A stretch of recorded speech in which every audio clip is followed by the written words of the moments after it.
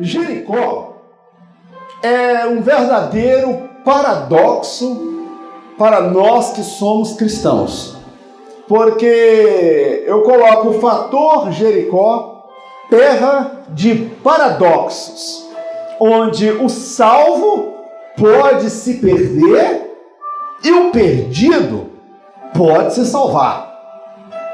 Não parece meio complicado esse negócio?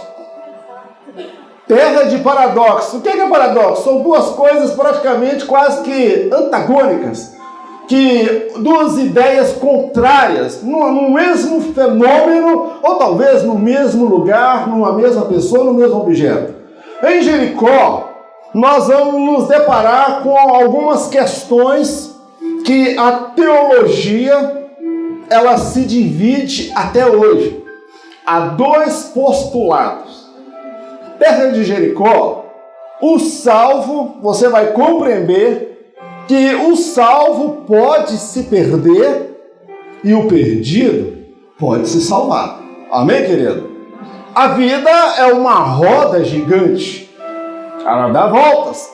Nós não sabemos daqui a uma hora quem seremos e o que faremos, ou do que nós somos capazes de fazer. Cuidado, aquela frase conhecida de todos nós: eu jamais faria isso. Quem nunca falou isso uma vez? Eu jamais faria o que aquela mulher fez. Eu jamais faria o que aquele homem fez. Você tem bola de cristal por acaso? Você consegue se ver no dia de amanhã? Ninguém consegue se ver no dia de amanhã. Nós não sabemos nem daqui a pouco. Vamos lá, o texto bíblico para a nossa meditação encontra-se em Josué, capítulo 24, no versículo 15. Livro de Josué, capítulo 24, versículo 15. É um texto conhecido de todo o povo de Deus, e eu não tenho a pretensão de trazer a última palavra no assunto. Mas segundo aquilo que Deus colocou em nossos corações, eu quero comunicar a vocês. Vamos fazer uma coisa que eu acho linda no nosso meio, nos colocar de pé diante da palavra do nosso Deus. Josué, capítulo 24, versículo 15. Disse Josué, palavras de Josué. Esperar algumas irmãs localizarem. Josué, capítulo 24, versículo 15. Se eu não estiver enganado, acho que é o 6º livro da Bíblia. É isso mesmo? Primeiro vem os livros de Moisés, depois vem Josué. Primeiro vem o Pentateuco. Vamos lá, Josué, capítulo 24, versículo 15. Porém, se vos parece mal aos vossos olhos servir ao Senhor, escolhei hoje a quem servais. Se aos deuses a quem serviram vossos pais, que estavam além do rio, ou aos deuses dos amorreus, em cuja terra habitais. Porém, eu e a minha casa serviremos ao Senhor. Amém? Amém. Os irmãos podem se assentar. Esse texto, amados, ele foi escrito, foi uma das últimas falas de Josué, está no final do livro de Josué. Não era mais o mesmo Josué que saiu do Egito, não era mais o jovem Josué, era com certeza já o ancião Josué. Cabelos talvez já brancos, muitas batalhas travaram na vida, e chegaram agora o momento em que ele sentia que ele deveria chamar o povo para uma aliança e chamar as pessoas a se posicionar em relação ao Senhor. Talvez pressentindo que estava chegando os seus dias de partir, ele chama todo o povo, conclama toda a nação e diz: olha, escolhi hoje A quem vocês querem servir? Escolham se os deuses a quem serviram vossos pais, que estavam além do rio, ou os deuses dos amorreus em cuja presença habitais. Ou seja, Josué diz, olha, Deus libertou vocês do Egito, mas Deus não está obrigando ninguém a servir, fazer a sua vontade. Deus te tirou de lá do mundo, de lá do pecado, você hoje está na Assembleia de Deus, mas Ele não está obrigando você a guardar suas leis e os seus mandamentos. Você tem livre-arbítrio para obedecer a Deus ou não. Você tem livre-arbítrio para ser um crente fiel, autêntico, verdadeiro, mas você também tem o livre-arbítrio de escolher o caminho da hipocrisia, da falsidade, de interpretar um papel aqui que você não é. Aqui você apresenta uma coisa e lá fora você pode ser outra. Isso chama livre-arbítrio. Josué, ele traz esse conceito de livre-arbítrio. As pessoas deveriam fazer escolhas. E o que mais me chama a atenção nesse texto é que Josué não estava falando para os egípcios, ele não estava falando para os amorreus, ele não estava falando para os assírios, para os babilônios, ele estava falando para o povo de Israel. Por que ele falou isso? Porque haviam pessoas que estavam entre o povo de Deus, mas não tinha nada de Deus na sua vida. Josué percebeu que haviam pessoas em Israel que não eram totalmente sinceras, estavam cogitando em dois pensamentos, de servir a Deus ou não servir a Deus. Então Josué fala, escolham hoje a quem vocês irão servir. Porém, esse porém, Josué queria dizer, independente da escolha que vocês fizerem, se a maioria absoluta optar pelo Deus dos amorreus nessa terra, ou os deuses que serviram os vossos pais, eu não sou uma Maria, vai com as outras. Eu e a minha casa estamos com firme propósito de servir ao Senhor. Aleluia! Eu não posso responder por vocês. Eu posso responder pela minha casa, porque eu sou sacerdote dentro do meu lar. Toda mulher, escuta aqui, homens, toda mulher espera que o marido exerça o papel de sacerdote dentro do casamento. A mulher, ela tem o desejo de ser submissa ao seu marido. Ela tem o desejo de caminhar com ele, junto com ele. Ela não quer passar à frente, mas ela deseja que esse ungido de Deus, esse abençoado que Deus colocou no seu caminho, que você assuma o papel de sacerdote dentro da sua casa. Eu descobri, depois que eu casei, que eu virei um mega empresário. Casamento faz a gente virar mega empresário. E eu fiquei empresário. Sou sócio do SAI, sou sócio da CEMIG, sou sócio da companhia de telefone, sou sócio do supermercado, e eu vou lá várias vezes na semana, sou sócio de toda a empresa, sócio minoritário.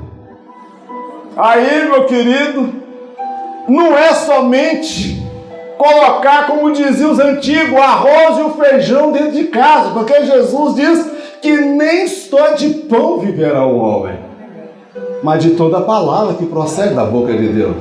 Se você coloca o alimento na sua casa, glória a Deus, você está honrando a sua esposa, mas espiritualmente a sua esposa quer algo a mais de você, que você seja um sacerdote. O que é o sacerdote do lar? É aquele que leva a família, a esposa e os filhos a buscar a presença de Deus. É aquele que acorda cedo, chama a mulher e os filhos, vamos fazer nosso momento de devocional. É aquele que arruma a pressa, fala, dá um jeito, a pressa, mulher, nós temos que estar na igreja às 7 horas, desliga a televisão, puxa da tomada, a pressa para todo mundo chegar na igreja no horário. A mulher espera isso do homem. A mulher espera do homem que ele seja o sacerdote do seu lar. Não manda aquele que acha que ser sacerdote, ser o cabeça, é aquele que manda e a mulher tem que ouvir calado. Não, isso não é submissão. Submissão não é isso. Submissão é caminhar juntos, ter a mesma visão com o mesmo propósito. Josué, ele não era o dono da verdade, o dono da razão, mas ele pôde falar com autoridade. Eu e a minha casa serviremos ao Senhor. Os meus filhos são crentes. Ensinei de pequeno. Eu ensinei a palavra de Deus. Eu inculquei na mente dos meus filhos a palavra de Deus. E eu sei, se fosse na política de hoje, a turma do contra, ou a turma que pensa o contrário, diria, que homem machista, nem perguntou a mulher se ela concorda com a opinião, e já vai tomando decisão, sem consultar a mulher e os filhos, todo mundo tem que seguir, não. Josué sabia a esposa que ele tinha e o caráter dos filhos que ele tinha em casa. Ele pôde dizer para toda a nação, eu e a minha casa, nós serviremos ao Senhor. Amém, meu amado? Amém. Seja um sacerdote de Deus dentro da sua casa. Agora eu quero entrar dentro do fator Jericó. Jericó era terra de paradoxo, onde o salvo pode se perder e o perdido pode se salvar. Josué, quando ele chama as pessoas para renovar a aliança, para estabelecer um propósito com Deus, talvez Josué trazia na memória lembranças de um passado um pouco distante, lá do início da sua trajetória. Aquele episódio em que o povo de Israel foi invadir a cidade de Jericó. No início, Josué envia 2 espias para uma missão secreta. Se você acha que esse negócio de 007, agente infiltrado, é coisa de Hollywood, Josué já fazia isso lá naquela época. Ele mandou 2 espiões para lá espiar a terra, ver os pontos vulneráveis e aonde eles poderiam atacar, conhecer a força do inimigo, as fraquezas também do adversário. Josué era um homem espiritual, mas também ele era um homem de estratégias. Amém, querido? O grande problema é quando nós pendemos somente para um lado. Nós somos pessoas muito espirituais que acham que tudo se resolve somente na oração, que o Espírito Santo vai fazer tudo. Você quer um casamento abençoado? Compre livros que falem acerca do comportamento da mulher, do comportamento do homem. Tente entender um pouco o mundo da sua esposa, a realidade dela, o que ela espera de você. O grande problema de casamento, às vezes, é a questão da comunicação, do diálogo. Falta diálogo, falta comunicação, ou então, quando há o diálogo, ele não é o suficiente para o outro compreender o porquê que a esposa está agindo daquela forma, porque o marido está agindo daquela forma. Quando eu olho para Josué, ele envia lá 2 espias, e esses espias, eles vão para o lugar mais improvável para 2 homens de Deus entrar. Eles entraram dentro, posso falar aqui, irmãos, uma verdade? Eles entraram dentro, na minha época chamava de puteiro. Eles entraram na casa da prostituta chamada Raabe. Lá rolava o maior suruba, irmão, era homem noite, homens entrando e homens saindo. Agora imagina 2 homens de Deus, se isso sai no jornal da fofoca na Assembleia de Deus. Pastor, eu fiquei sabendo que tem 2 irmãos que estão frequentando, que entraram lá em tal lugar na casa de uma meretriz. E ela é prostituta, ela roda a bolsinha em Jericó. Aquela mulher, ó, se essa conversa chega lá no arraial de Israel, o casamento desses homens estava desfeito, as famílias estavam revoltadas. Ou então, antes de chegar, já estava excomungando e colocando eles para fora. Mas eles entraram na casa de Raabe, a meretriz. E aquela mulher, ela colocou a vida dela em risco para guardar aqueles espias. Nós vamos olhar. E os guardas vieram e falaram, ó, fiquei sabendo que vieram 2 homens na sua casa. Lá, rapaz, na minha casa não tem mais do que isso. Minha casa entra homem, sai homem, mas estes homens que entraram eram diferentes. Esses homens falam diferente, se vestem diferente, andam diferente. Irmão, aquele que é de Deus não adianta. Pode querer passar desapercebido, mas o mundo olha para nós e espera encontrar algo diferente na nossa vida. Porque nós somos o povo de Deus, nós temos a identidade. Nós não precisamos de colocar placar luminoso na testa e dizer, sou crente da Assembleia. Mas a pessoa, quando olha para o seu caráter, seu testemunho, o seu modo de viver, ele diz, lá vai um adorador do Deus vivo. Os guardas foram até lá e falaram, entraram 2 homens. Ela falou, que homens? Não, os homens que vieram de Israel. Ela falou, nem estou sabendo. Eles vieram, já foram embora. Porque a vida dela era o que, irmãos? Mentir. A vida dela era mentir. Era uma vida de pecado. Quem vive uma vida que ela vivia, mentir para ela era a coisa mais normal. Agora, quando os guardas vão embora, ela sobe por sobre o telhado e conversa com aqueles 2 homens. Falou, olha, agora, pois, jurai-me, vos peço, pelo Senhor, que como usei de misericórdia convosco, vós também usareis de misericórdia para com a casa de meu pai e dai-me um sinal seguro. Assim, aquela mulher, ela fez uma proposta com aqueles homens, ela fez uma aliança. Falou, olha, eu usei de misericórdia com vocês. Irmãos, a mulher era prostituta. Terra de pecado. Terra onde viria a justiça divina, a destruição. Mas, às vezes, irmão, nós nos surpreendemos. De onde menos se espera é que sai algo maravilhoso e precioso. Quem poderia imaginar uma mulher prostituta que talvez jogou o nome da família na lama, era a vergonha da família, era talvez a ovelha negra da família, era a filha problemática. Essa filha fosse o canal de salvação para toda a sua casa. Ela faz aliança com aqueles homens. E ela pede na aliança, fala, olha, como eu usei de misericórdia com vocês, usa de misericórdia para com a casa do meu pai, usa de misericórdia para com a casa da minha mãe.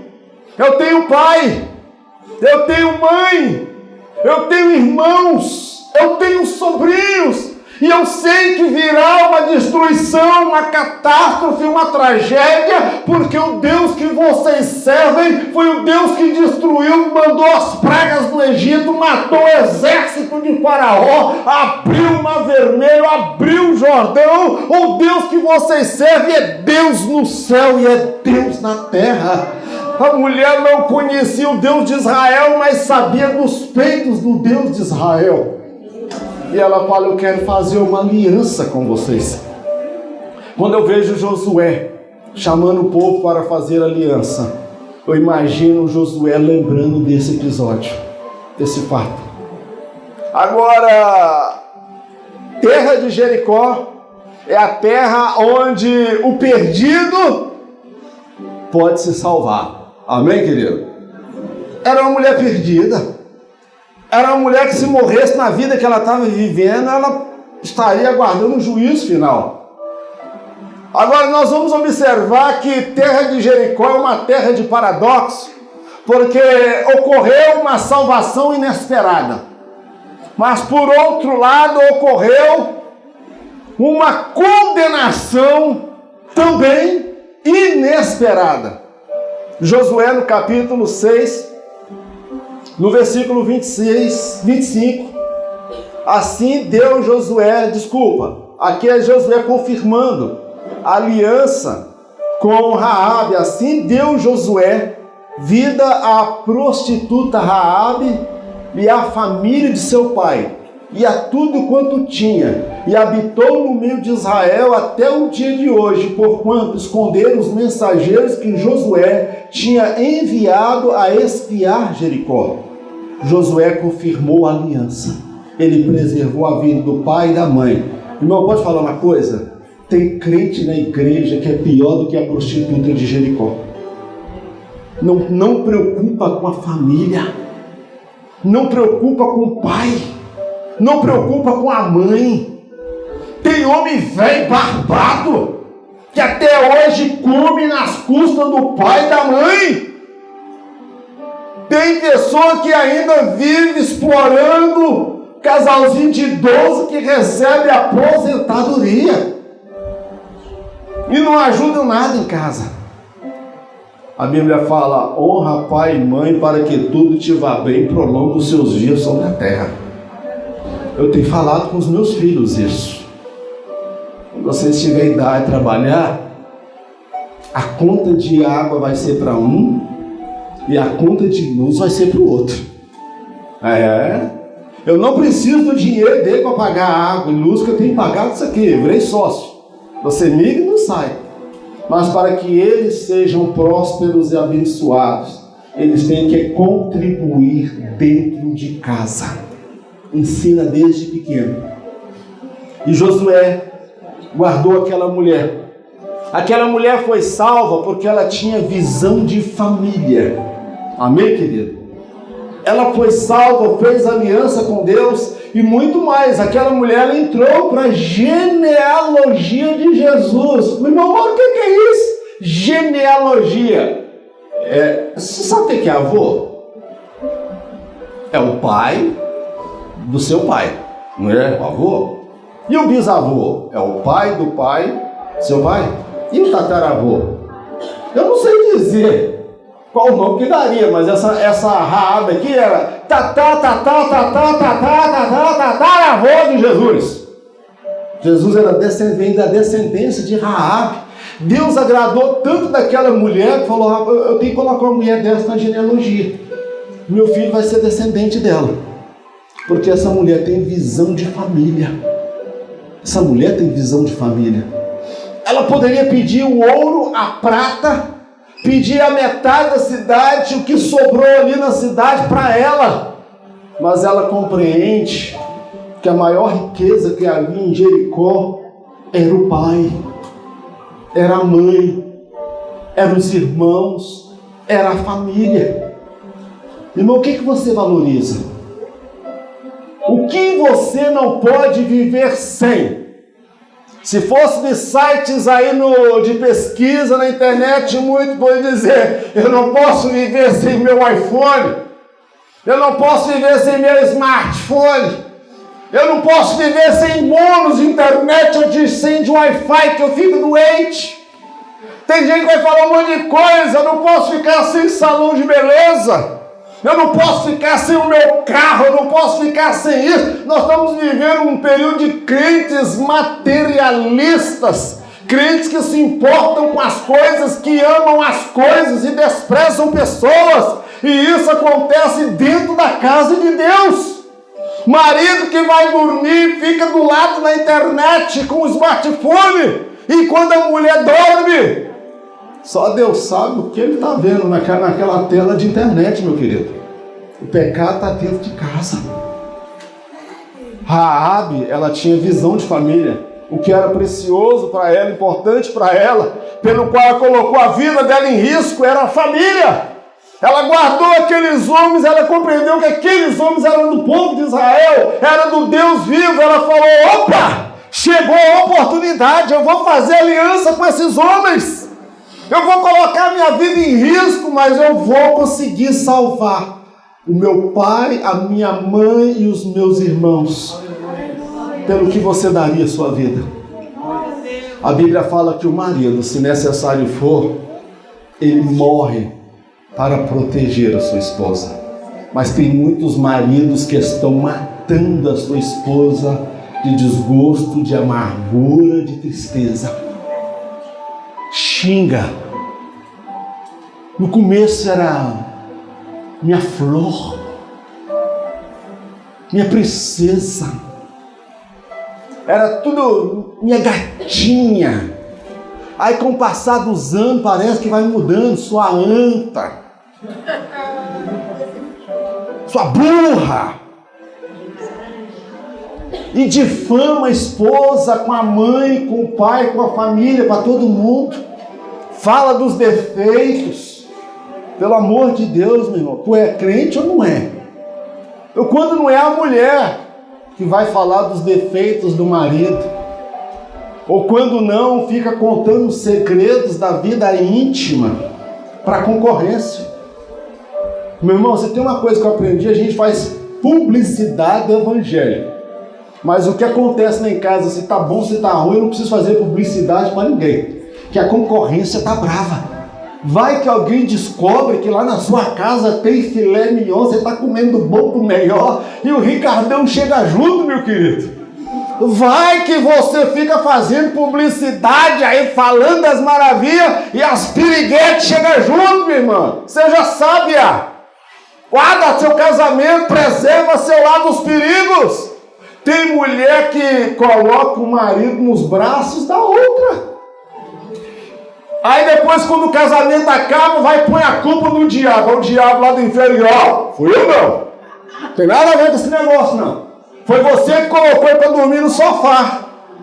Foi você que, quando ele procurava, só estava com dor de cabeça. Nunca estava disposta. Ou então o marido. Então, muitas vezes nós desprezamos o que temos de mais importante. Quantas vezes lá fora nós queremos ser popular, vivemos a era da ostentação. A gente faz foto, põe para colocar na internet.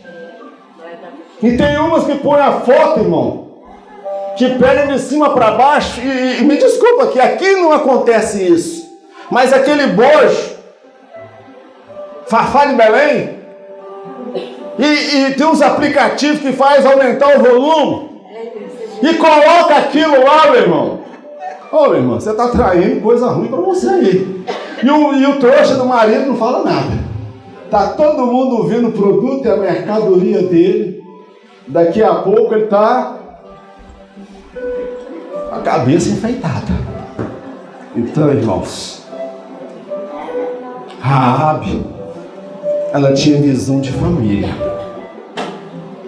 Que negócio é esse que diz que quem ama não tem ciúmes? Ciúmes, ele é algo sadio para a relação, o ciúmes controlado e não doentio. Sabe o que é ciúmes? É quando eu percebo que algum Cinderela, bombadinho, aqueles cabelos engomadinhos de gel, aquela calça de cantor sertanejo, se aproxima perto da minha amada e fica lá com aquela barba de calango do sambariló, tentando alguma coisa dali. E homem, a gente detecta coisa, irmão. A mulher talvez não percebe, mas nós homens, né, Robin? Ó, pera lá, rapaz. Aí a gente chega junto, fala: o que foi, prazer. Aponta a mão para ele: você tá bem, meu querido? Olha a mão, a aliança está aqui. Se tu não respeitar a aliança, eu vou passar a mão ungida na sua orelha. E a mulher também não pode ser boba não, minha irmã.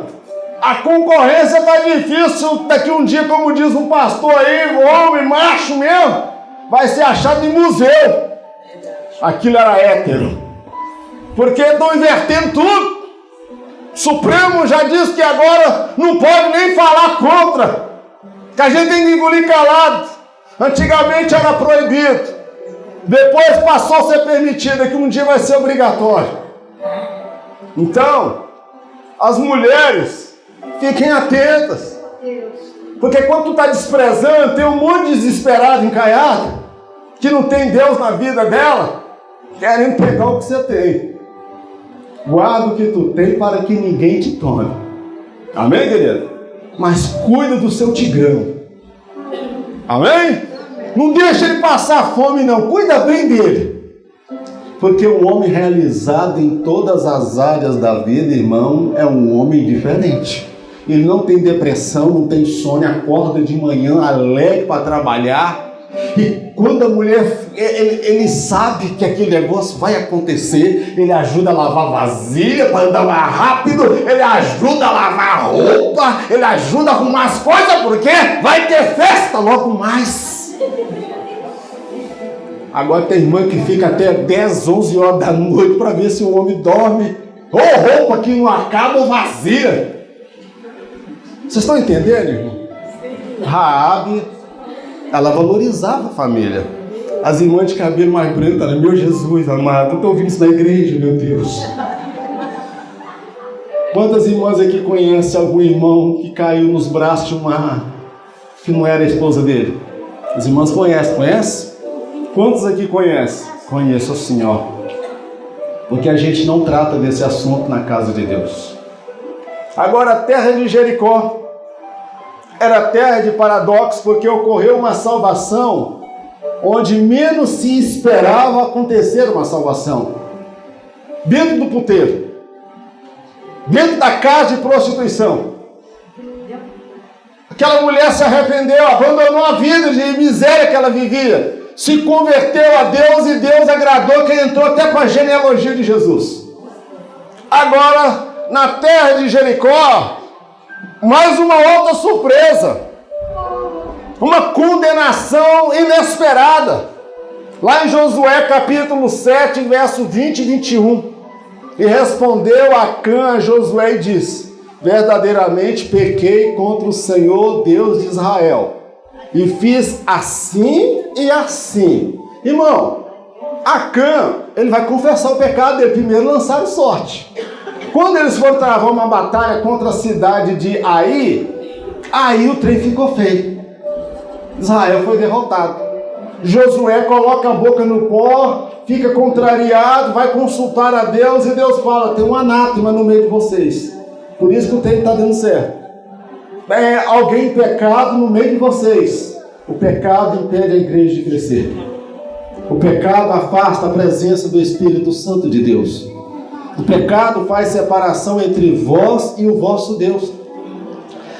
Aí ele continua: quando vi entre os despojos uma boa capa babilônica e 200 ciclos de prata e uma cunha de ouro do peso de 50 ciclos, cobicei-os e tomei-os, e eis que estão escondidos na terra, no meio da minha tenda, e a prata por baixo dela.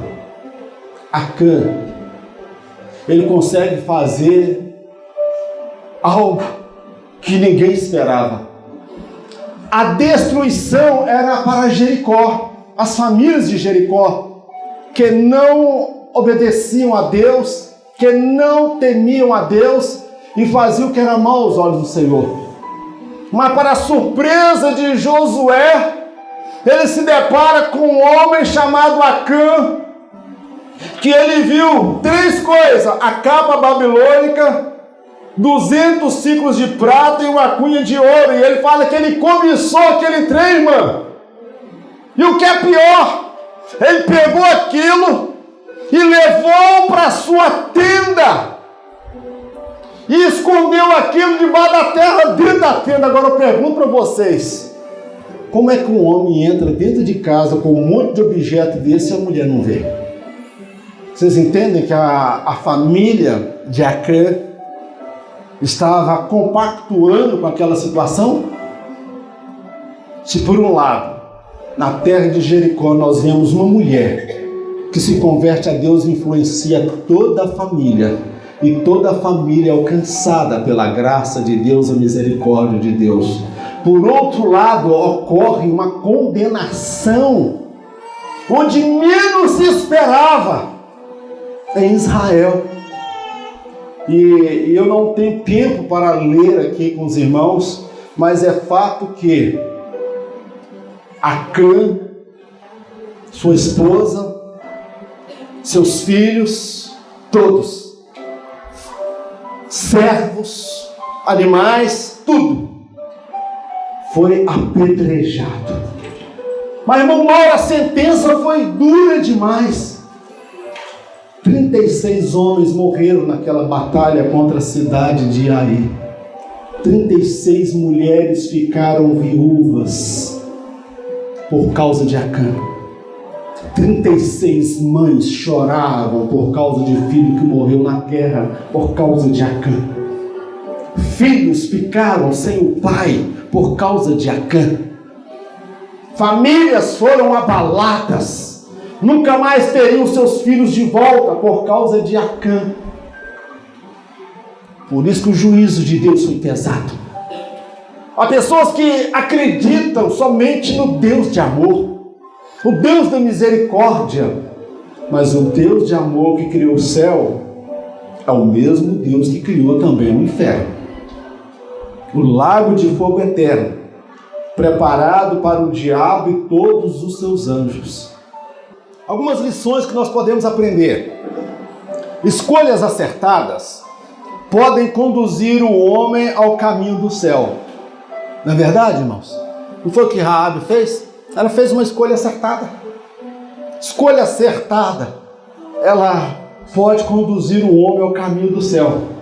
A melhor coisa que eu fiz na minha vida foi eu ter aceitado a Jesus Cristo no dia 16 de abril de 1993. Já passei muitas lutas, dificuldades, aperto. Geraldo ali que me conhece desde 84. Se eu já estou com 84, era adolescente. Então você já pode entender que eu, Geraldo, a gente não é um garotão mais, né, Geraldo? O meu telhado ainda está preservado, mas o telhado do Geraldo eu conheci quando ele tinha um pouco mais de telhado. Não olha para ele não, que ele vai ficar vermelho, depois vocês olham para ele. A melhor coisa que eu fiz foi ter aceitado Jesus. Muitas pessoas na hora da morte se arrependem de muita coisa. De coisas que não fez, de perdão que não pediu, de decisões mal tomadas, de alguém que ele feriu. No leito da morte se arrepende. Mas ninguém no leito da morte jamais se arrependeu de ter aceitado Jesus Cristo como Senhor e Salvador. Já vi pessoas partindo, relato de pessoas que partiram cantando, indo, louvando, e o último fôlego de vida foi adorando a Deus, aleluia, glorificando. Já ouvi relato de pessoas, de pastores que morreram num acidente de carro, estraçalhado, preso nas ferragens, e os bombeiros chegaram para socorrer, e eles presos na ferragem estavam morrendo, e eles estavam cantando, adorando a Deus, e os bombeiros que estavam em volta, os socorristas, ficaram sem entender aquilo, porque eles já estavam tendo o antigozo do céu. Antes de morrer, eles já estavam vendo o céu, a glória de Deus, aleluia. Estevão, antes de morrer, ele também viu. Eis que eu vejo os céus abertos e Jesus em pé à direita do Pai, à direita de Deus. Ninguém se arrepende na hora da morte de aceitar a Jesus, mas muitos se arrependem de ter rejeitado a Jesus e a morte tê-lo encontrado antes dele se arrepender. Escolhas equivocadas podem tirar também o homem do caminho do céu. Vocês entendem isso? Escolhas erradas, equivocadas, más companhias. Quais são os seus referenciais? Quais são as pessoas que você se espelha? No Neymar? Aquele cabelinho cortadinho?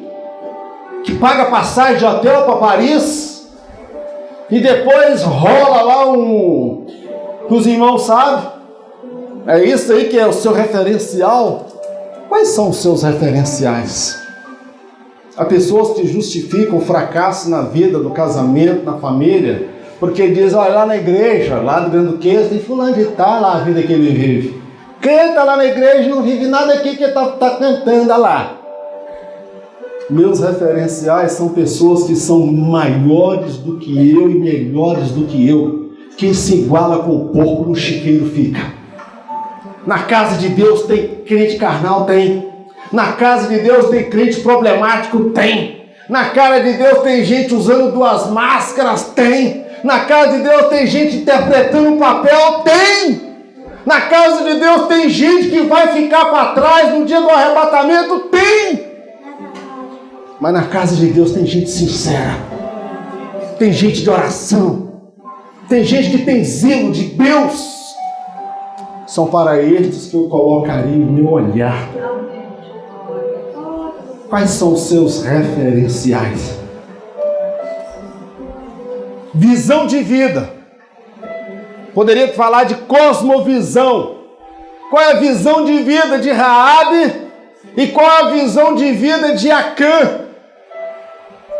Para Raabe, a visão de vida dela, para Raabe, sua família, era o maior tesouro em Jericó. Glória a Deus, aleluia! Não tem nada mais importante nessa vida do que a sua esposa e os seus filhos, não, meu querido. Não tem nada mais importante. Eu já deixei de ir em escola dominical e até em culto.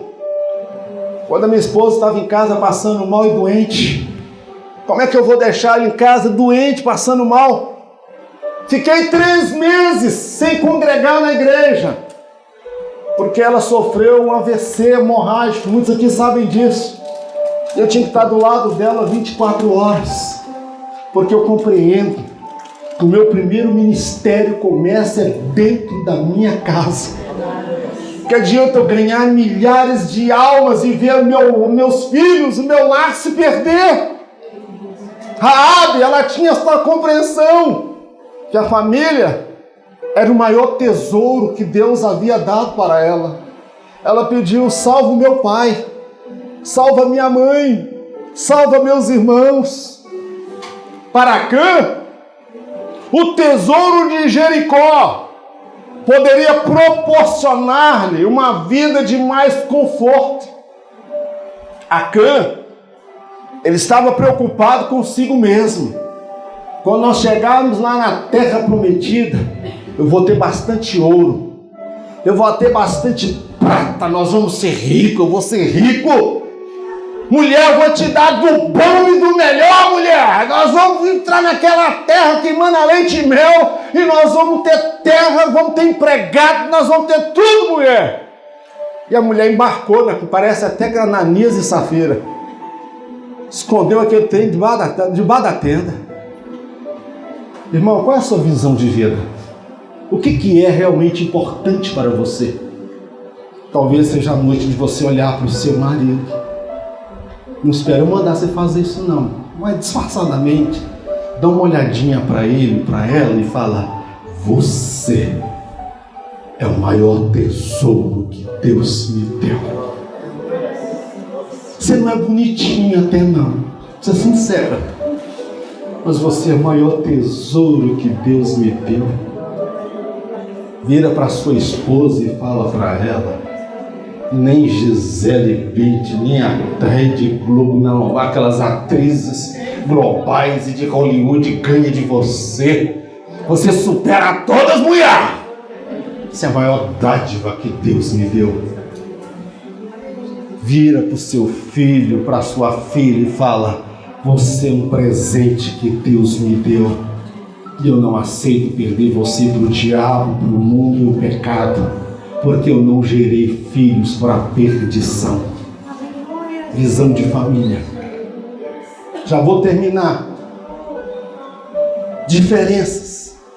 Qual era a diferença entre um e outro?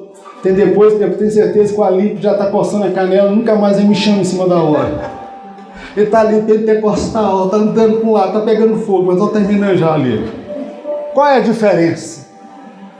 entre um e outro. Raabe tinha convicção da vida pecaminosa que vivia. Ela sabia que ela era pecadora. Ela sabia que vivia uma vida de miséria. Ela sabia que homem entrava e homem saía. Ela era amante. Ela era usada. Ela fazia sexo por dinheiro. Era uma mulher que não se amava. Ela era uma mulher objeto. Passava na mão de todo mundo. Ela sabia da vida miserável que ela vivia. Mas quando aqueles homens entraram na sua casa e a presença de Deus na vida daqueles homens, aquela mulher sentiu que era tempo de mudar. Era tempo de fazer novas escolhas. Era tempo de aproveitar aquela oportunidade única. E ela abraça a oportunidade, colocando a vida dela em risco. E Acã usava máscara. Estava entre o povo de Deus. Todavia, Deus não estava em seu coração. Olha que diferença. Raabe estava no meio dos pecadores, mas reconheceu seu estado de miséria. Acã estava no meio do povo de Deus, mas usava máscara e o coração dele estava longe de Deus.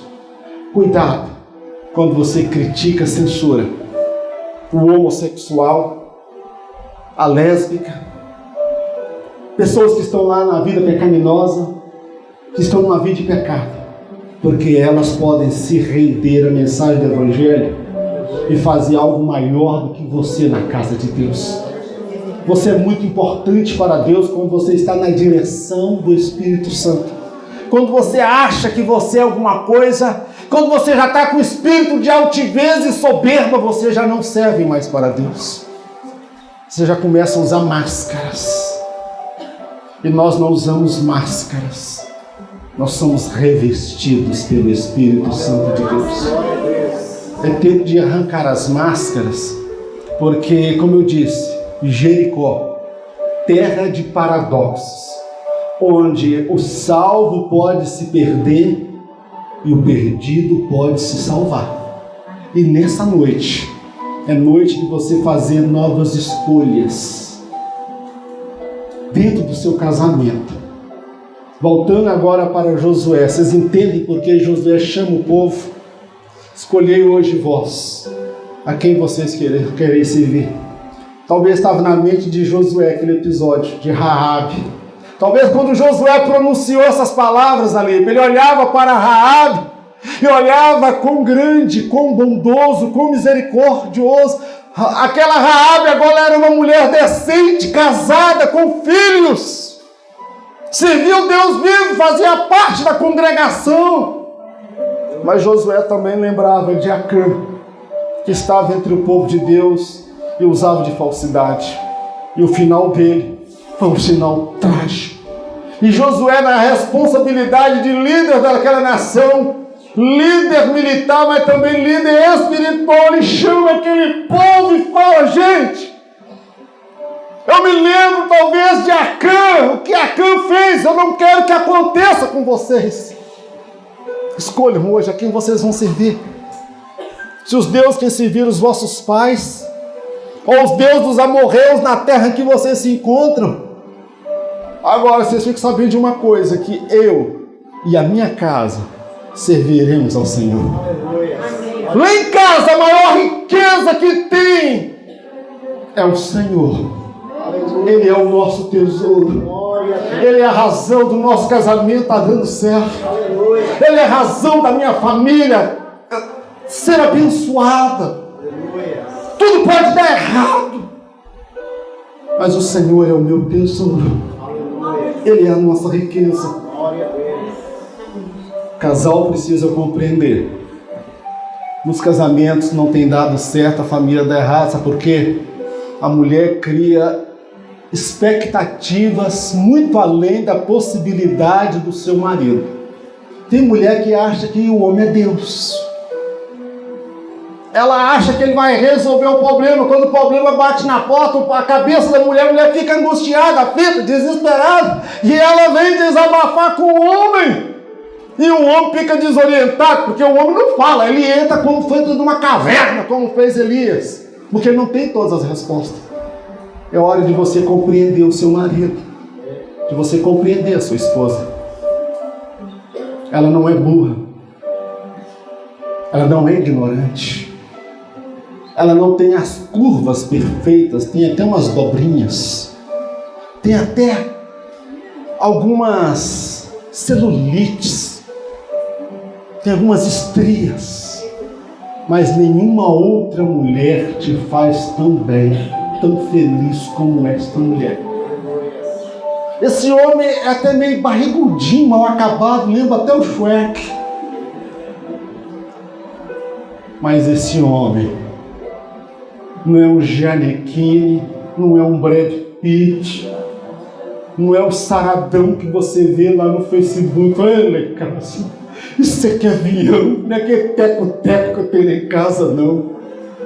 Aí a gente faz comparação. Bom é o que está lá no jardim do outro. Em casa a coisa está feia. Já comi a carne e o osso ficou só a pelanca. Irmã, permaneça no Senhor. Tenha visão de família, que a família é a coisa mais importante na sua vida. Cuidado com a faculdade, quem é casado, está fazendo faculdade, começa a se relacionar com pessoas que são tidas como os mais intelectualizados que o seu marido, que a sua esposa, e você começa a vislumbrar com a intelectualidade do professor, do mestrado, do doutorado. A Bíblia fala que o temor do Senhor é o princípio da sabedoria. Amém, meu querido? Você pode pegar na mão dessa ungida que está do seu lado e fala: eu te amo, mulher. É uma dádiva de Deus na minha vida. Eu te amo, meu Shrek. Tu não é bonitão não, mas você tem algo de Deus na sua vida que me encanta. Nós vamos junto até o arrebatamento, a volta de Jesus. Amém? Irmãos, eu agradeço a oportunidade, peço perdão pelo... No relógio mostrando que eu pequei 10 minutos. A igreja está disposta a me perdoar? Amém? Eu volto a palavra ao Alípio. Não faz mais isso, meu Alípio.